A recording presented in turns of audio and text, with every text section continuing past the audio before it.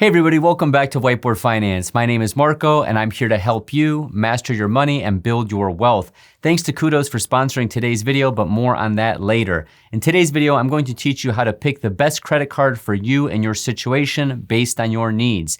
There are a few people that say credit cards are the devil and that you should stay away from them completely, but for anyone with common sense and financial self-discipline, credit cards can be an excellent way to build your credit score and also get some rewards back for spending money on things you're going to buy anyway. Stay tuned. Okay, step one is to check your credit score and understand where you are from a credit worthiness standpoint. Some credit cards will simply decline you because of this, so it's important to understand where you're at before you even begin the credit application process.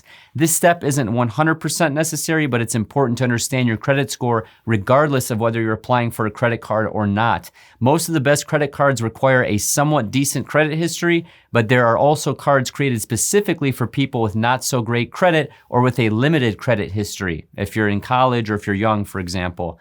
The reason it doesn't make sense to just apply for 1 million credit cards and see which ones accept you or reject you is because every time you apply for a line of credit, this is what's considered a hard pull, okay? And this goes on your credit score or your credit report.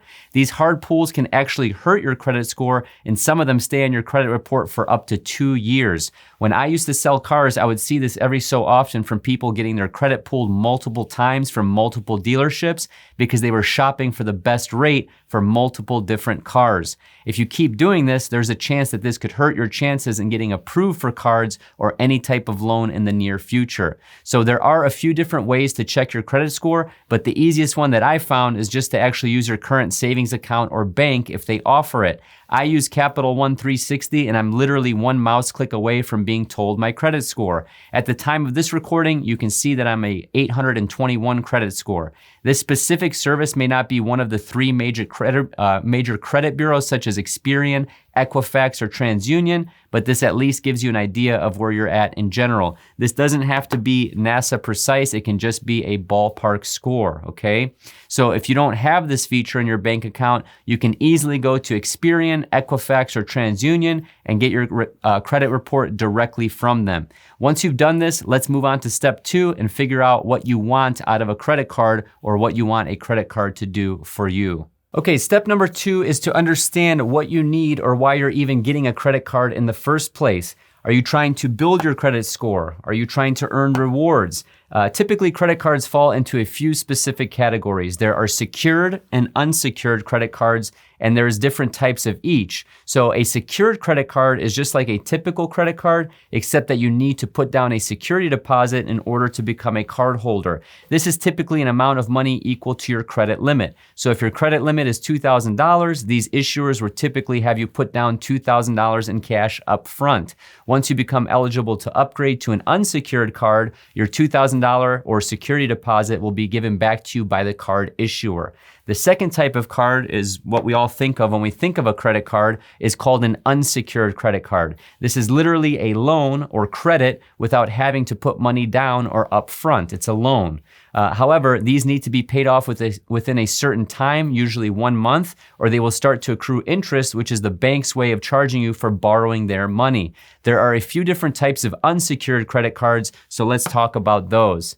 You may have credit cards that improve your credit score, you have credit cards that could save you money on interest, and most commonly, you have cards that help you earn rewards for using them. If you're trying to pay off a debt, you typically want to look at a balance transfer credit card. This allows you to take your existing balance from one credit card or debt and transfer it to a new card, which may be a significantly lower interest rate or usually 0% introductory rate. So this will allow you to take a balance that is costing you money every month in interest because you're not able to pay it off in full, and you're able to transfer that to a card, the balance transfer card, that isn't charging you any or significantly lower interest. This typically lasts a few months, then they begin to start charging you interest just like any other credit card.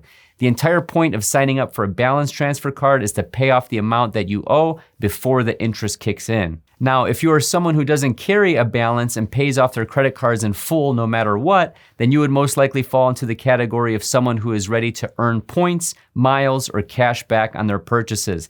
This is where you want to look into a rewards credit card. These are typically the cards that are pickier when it comes to credit scores, and they typically look for people with good to excellent credit. If you're someone who carries a balance or is irresponsible with credit cards, I would not recommend you go this route, because then you're just going to keep buying stuff thinking that you're beating the system when in fact you're just spending more money than you need to.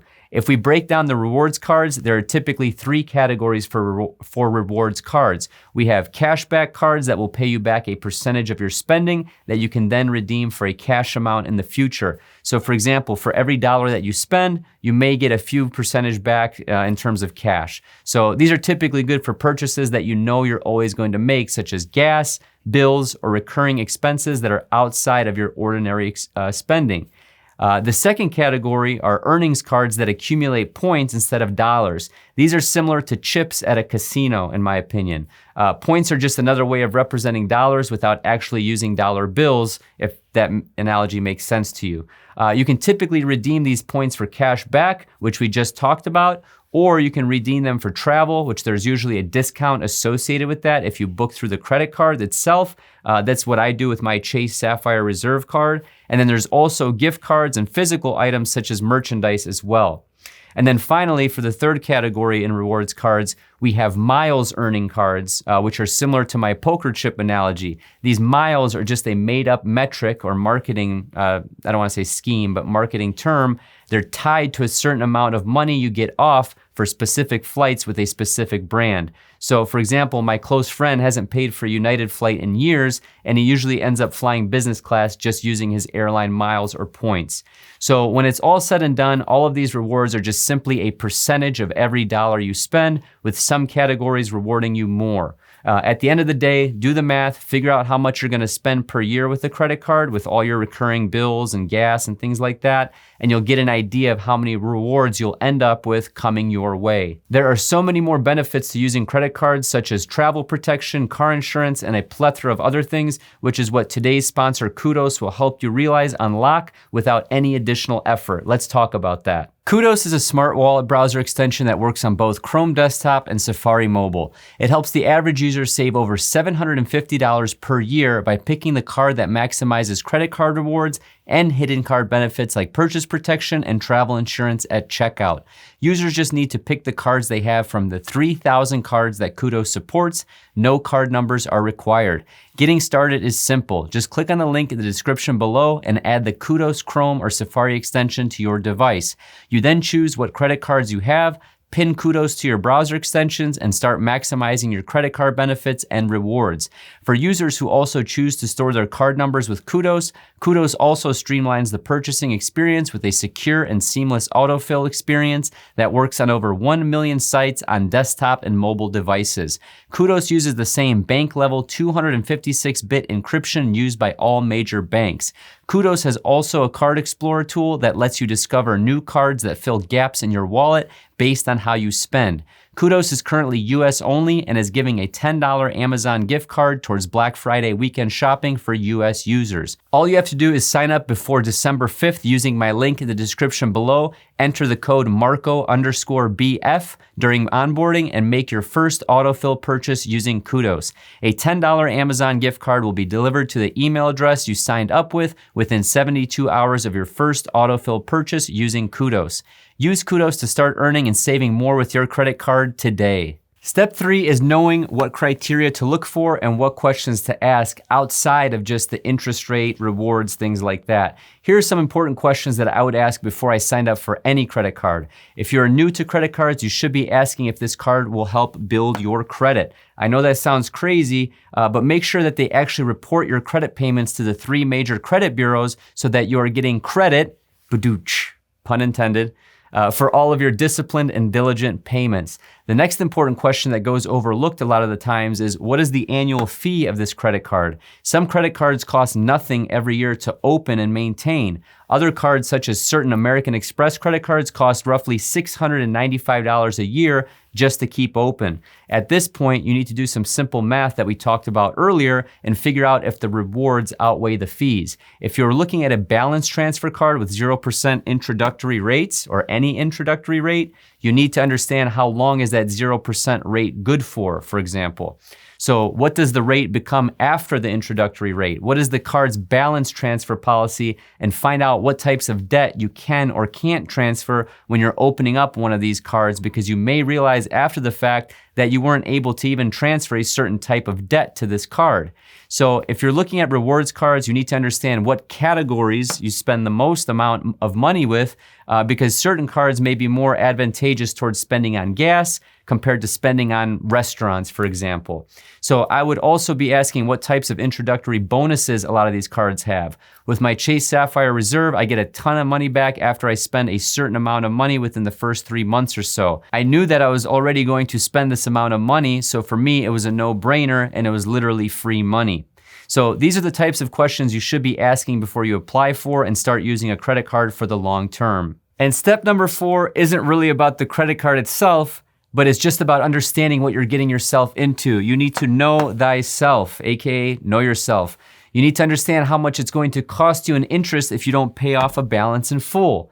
Again, this is what whiteboard finance is all about. We need to understand the numbers behind our decisions, not just pressing the apply now button mindlessly. So how much are late fees going to cost? How much are foreign transaction fees going to cost? What is a cash advance fee going to cost you if you use your credit card to take money out of an ATM, for example? Only you can understand yourself the best in answering these questions honestly, so you don't end up getting in trouble. I honestly wouldn't recommend using more than one credit card unless you absolutely have to. Finance should be simple, and in order for things to be simple, less is more. If you only have one credit card to focus on, you're going to be more likely to track it and pay it off in full without incurring interest. I'm 34 years old and I have never paid 1 penny in interest in credit card debt in my entire life, and I've been using them since college. If you know you're someone who can't handle a credit card or who just clicks the buy it now button and swipes aimlessly at the store with no budget or plan, a credit card isn't for you. However, if you're someone who knows yourself well and knows you can handle a credit card, it is a double-edged sword. It can help you just as much as it can hurt you. My wife and I have a lot of rewards that come from credit card points every year, but this is because we tie our bills, gas, and other regular expenses to our credit cards. I rarely use cash because I have a good understanding of how much I spend versus how much I make every month. Again, you need to know thyself, okay? So if you listen to people, I have a video about this. I made it like 2 or 3 years ago about why Dave Ramsey is wrong about credit cards because he thinks everyone is an irresponsible child, right? They don't know what to do. You're gonna spend more. Studies show this, this, and this. Yes, that is true if you are undisciplined. If you are disciplined, a credit card is just an extension of your cash. Okay, if you pay them off every week, if you pay them off every month, if you don't pay any interest on them, you are only getting money back for the purchases you already make. Now, if you are spending more because of the credit card, then that's on you, okay? So again, there's always a balance. This channel is always about the golden middle. Don't go crazy with them. Don't not use them. Just use them. It's just a tool in your toolbox. So as always, I hope you got value out of this video. If so, please hit the like button, subscribe, share the video with your friends and family on social media. I would greatly appreciate it. Thank you so much and have a prosperous day. Hey, not ending this video on a funny note, I just forgot to ask this in the video itself. Who are you supporting in the World Cup? Let me know down in the comments below. Thank you and good luck to all the teams playing.